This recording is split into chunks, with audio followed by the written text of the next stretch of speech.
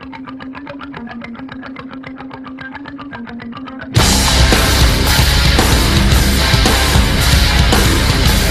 we are with Duane Bang Ludwig here at the Shock Doctor kiosk at the MMA Expo, Fan Expo. You know what? What's it like? You know, been a veteran of the UFC right now. You've seen all kinds of things as the UFC's tried to put together some big events. This is supposed to be the biggest. Have they lived up to the billing? Yeah, of course. You know, 55,000 tickets sold in was it 3 days or something? Yeah, it was something crazy, man. So that alone is you know, break a record. So that's just good stuff. You know, I always see this in Japan, these high numbers, and now it's here in in North America, which is nice. And what about for you as a fighter, you know, like getting that extra motivation? You see Dana White, you hear your boss basically talk about how they want to be the top sports league in the world, and here they are putting on a marquee event like UFC 129. How does that make you feel as a fighter in terms of working for this company? And do you feel like it gives you that extra little push, extra little bit of motivation to be worldwide, world renowned? Yes, definitely. It's nice to be wrapped up with the company that is the #1 company in your field, no matter what the field is, you know. And for them to go ahead and take over some other sports, that's a very interesting comment that he's making.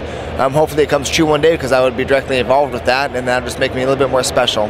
Now, how does it feel? I know your next one, unless there's been some news I'm not aware of, which is very possible. Amir Sadallah is supposed to be your next opponent. He's like kind of the golden boy of the UFC. That's the way I've always seen it. You know, like he went through the Ultimate Fighter reality.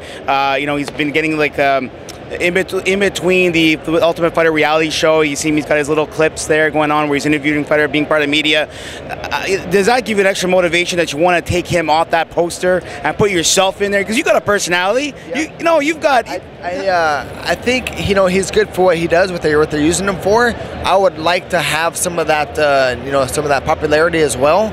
I think he deserves it, and you know, and that's fine. I don't want to take him from it, but I would also like to step in that place and like, get some of that work myself, you know, because I feel I do have a personality. Now I'm not just a fighter, but I'm a good coach and a little bit, I think, funny and talking shit on the mic and stuff is fun. So I would definitely like to have some of those roles as well.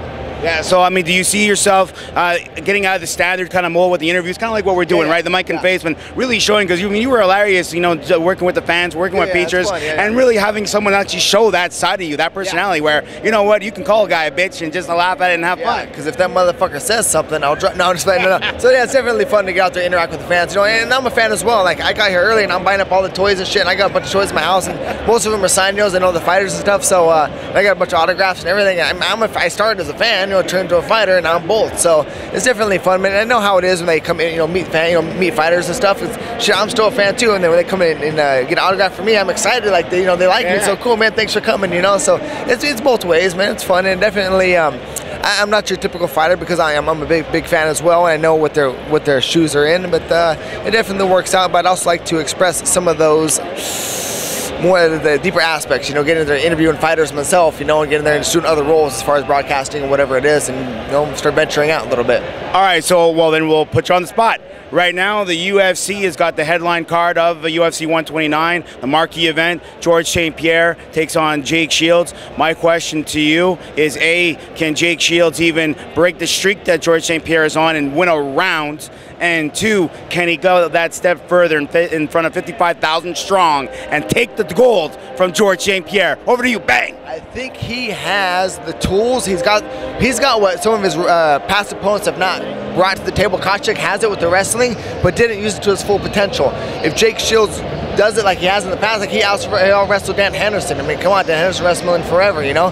So, I mean, since he's a fucking fetus, he's been wrestling, and Jake Shields is working him. Although Dan Henderson was sick for that fight, he still out-wrestled him. But I don't think Jake Shields is going to cower to St. Pierre, and I don't know if any of his past opponents did, but on paper, Koscheck is a better wrestler, but St. Pierre made Koscheck look like that, you know, he was not. And it was because of the timing of the setups and the takedowns. His timing is phenomenal. That's one thing, though, with Jake. He will get the takedown, and he can hold St. Pierre down. I don't think St. Pierre can hold Jake Shields down, but one of the main keys to catch a submission is during the takedown transitions, either taking him down or getting back up, and that's when Jake can catch St. Pierre. So I would like to call an upset for this fight. No way. I mean, if you listen to St. Pierre's interviews, he's a little frazzled by all the lack of respect that Jake's getting. And he just did an interview here for the UFC, and he's got to weigh in a half hour, you know? I don't think that's good for his mind. I think he's a little up and down mentally, but he's a fucking phenomenal athlete, of course. but there's going to be some interesting key factors in this fight that happen outside of the fight itself. And then Jake's a strong fighter, man. He fought Dan Henderson, got dropped, came back from that, and won the fight.